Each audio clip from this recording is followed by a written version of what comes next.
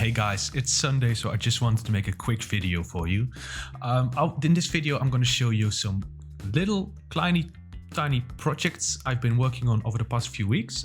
I don't even know if I should call them a project, but let's just call them small little projects that are going to make your workspace a little bit cleaner, easier to work in, and perhaps even a bit healthier. And this is just to give you some inspiration on how to reuse some old components you have laying around and how to infuse them in something new. So if you like it, please leave a like. If you want to keep updated, subscribe. And if you have some inspiration yourself or some really cool projects that you want to see become reality, let me know in the comments and I'll get back to you as soon as possible. The first item I had laying around was some LED strips. These are the ones that you can buy for behind your TV, so that you have some kind of backlight. They're really cheap at some, at our country it's called The Action. It's a store that sells all kinds of rubbish actually, but I could pick these up for like €5. Now, why did I save them? Because I don't know if you've ever looked on the internet, but LED strips can be very expensive. And most of the LED strips are individual addressable.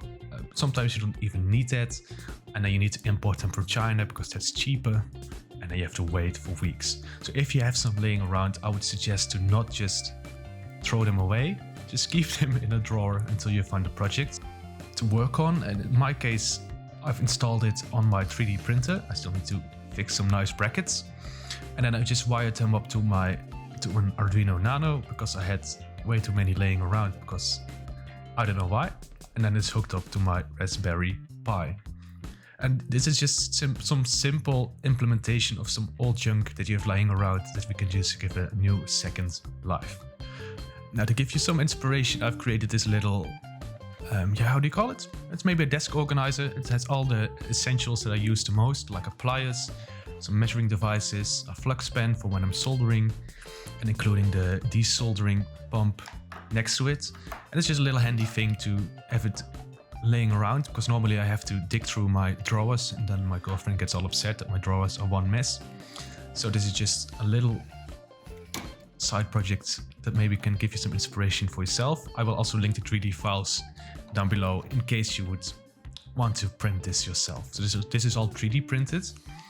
Now, if we would talk about safety and health, this creation of mine, it isn't the most beautiful one, but it's the most practical. It's just an old PC fan that I had laying around, where I've inserted a carbon fiber filter, activated carbon, and a dust filter in front of it. And this is meant to suck up the, how do you call it, the solder fumes. Yeah, that's the word I was looking for. So the solder fumes get sucked into the carbon filter, so you don't breathe them in directly and you don't have to sit in those fumes all day. So if we take a look at what's actually on the market, we can see that in the budget section, our creation actually looks quite similar to what's being sold already. It's just a fan in front of the carbon filter. And that's where I got my inspiration from, because the carbon filter itself can be replaced. It needs to be replaced once every few weeks, months, not quite sure. Need to figure that out still. So I just bought these carbon fiber filters.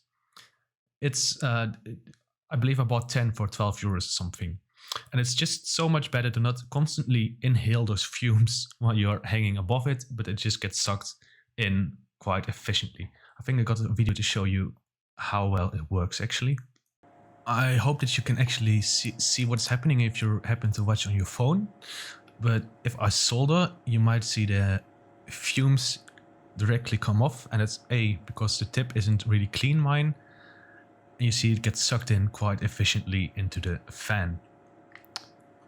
Now it's a bit hard to see, so I'm just gonna play it once again really slow so you see.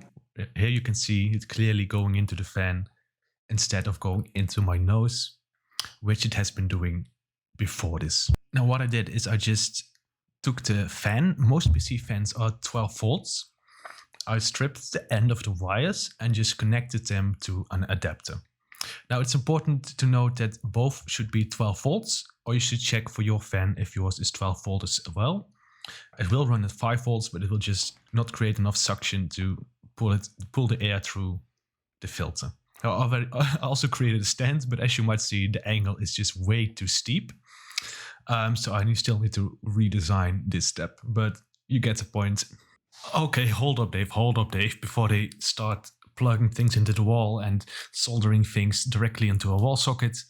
Let's just give you a quick safety lesson before we start doing something with live power. Now, first things first, I would always recommend to work in an environment where you don't have to work with a device that's actually powered. So if you've got the possibility, turn it off, take it out of the wall. In this case, I had an adapter which I didn't know which was the plus and which was the minus, so I had to provide it with power to actually find out. So I wanted to give you a quick intro into a multimeter. And perhaps you already know this, but I just wanted to make sure that before you're gonna strip wires and plug them into the wall socket, that you actually know what the plus is and the minus, and that you're 100% sure, because you don't want to create a short or anything in between. So the first safety lesson is that if this is plugged in, don't grab both sides. Right now it's only plugged in in an Arduino, so the power isn't going to be enough to actually hear this. It's not even going to feel it probably. But if it's in the wall socket, you can understand that things can become quite dangerous if we just fool around. So always make sure that you don't touch both sides and make sure that they don't touch each other. Well, if we have a multimeter, we have a V modus, which is going to tell us how much voltage is running through from one side to the other. So if we take our pins and we hold them against, yep, here we go, we get a reading.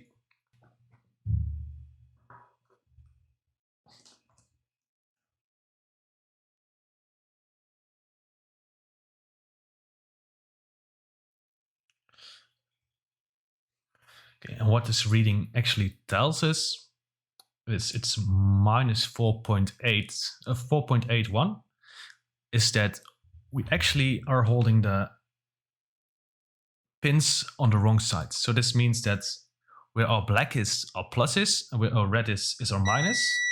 Now, right now it just turned itself off because it's idle. So I'm gonna restart it. Okay.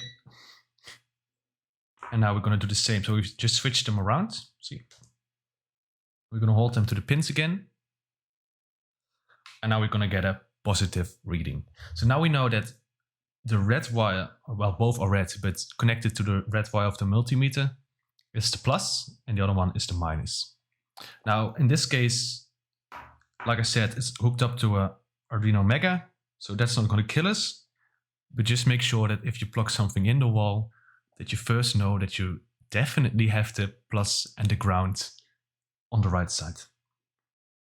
So I hope this video perhaps inspired some of you to save in your workspace, and perhaps you even learned how to use a multimeter to keep yourself safe. I would say that if you're at this stage of tinkering with electronics, it's a tool that you're really gonna need to buy. Mine was like 20 euros, so they can become quite cheap. It isn't the best of the best, but it works. In the background, you see a little sneak peek of a video that's coming up about an alarm clock I made.